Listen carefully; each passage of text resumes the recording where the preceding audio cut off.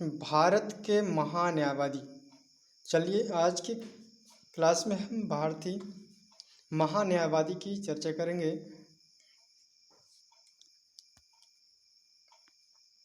भारत का महान्यायवादी जो कि सरकार का एजेंट एवं वकील कह सकते हैं, संघीय सरकार को विधि संबंधी विषयों पर परामर्श देने तथा राष्ट्रपति द्वारा नियोजित कर्तव्यों की पूर्ति के लिए संविधान में महान्यायवादी की व्यवस्था की गई है।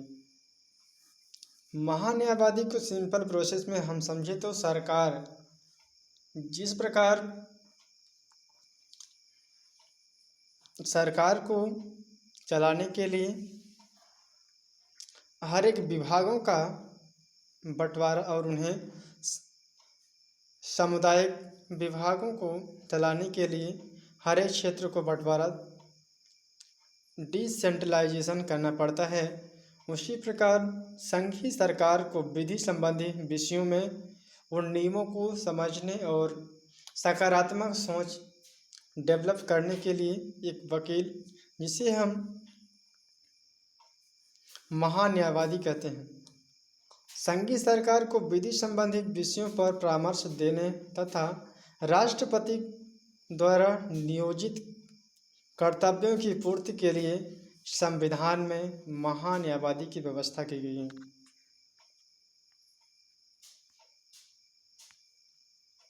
महान्यायवादी भारत सरकार का प्रथम विधि अधिकारी होता है। वह भारत सरकार को कानूनी मामलों में सलाह देता है और कानूनी स्वरूप के ऐसे अन्य कर्तव्यों का पालन करता है। भारत के महान्यायवादी की नियुक्ति राष्ट्रपति के द्वारा की जाती है।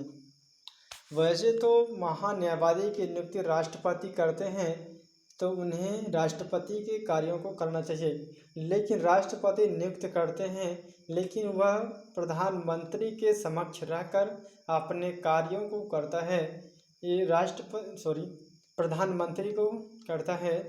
प्रधानमंत्री को कानूनी सलाह, राजनीतिक सलाह, इन सभी के बारे में वो प्रधानमंत्री को सलाह प्रोवाइड करता है, उन्हें कानूनों के विषय में जानकारी प्रदान करता है। महान्यायवादी राष्ट्रपति के प्रसाद पर्यंत पद धारण करता है। सरकार का मुख्य विधि अधिकारी माना जाता है। उसे भारत के सभी न्यायालयों में सुनवाई का अधिकार है। भारत सरकार का ऐसा वकील जो कि वो हर क्षेत्र के हर एक न्यायालय में उसे सुनवाई करने का आदेश है, और वह व्यक्ति सरकार के खिलाफ न तो सलाह दे सकता है और न ही उसके खिलाफ गवाही दे सकते हैं। वह केवल सरकार के पक्ष में ही अपनी न्याय और सलाह प्रोवाइड करते हैं। इस प्रकार वह सरकार का मुख्य विधि अधिकारी माना जाता है। उसे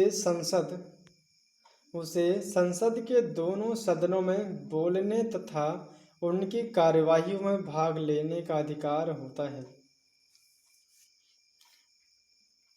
सरकार का विधि अधिकारी को संसद के दोनों सदन, चाहे लोकसभा हो या फिर राज्यसभा, ये दोनों सदनों में बोलने तथा उनकी कार्यवाहियों में भाग लेने का अधिकार होता है, पर वह वोट नहीं दे सकता, क्योंकि वह डायरेक्ट चुनकर नहीं आता है, उसे राष्ट्रपति के द्वारा मनोनीत किया जाता है। इस प्रकार वह वोट नहीं दे सकते हैं। भारत का महान्यायवादी मंत्रिमंडल का सदस्य नहीं है, इस कारण वह वोट देने का अधिकार नहीं होता है।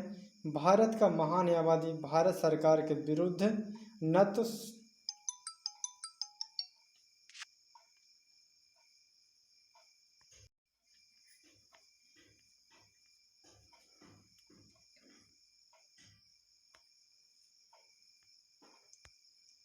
भारत सरकार का महान्यायवादी भारत सरकार के विरुद्ध न तो सलाह दे सकता है और न ही उसके विरुद्ध वकालत कर सकता है।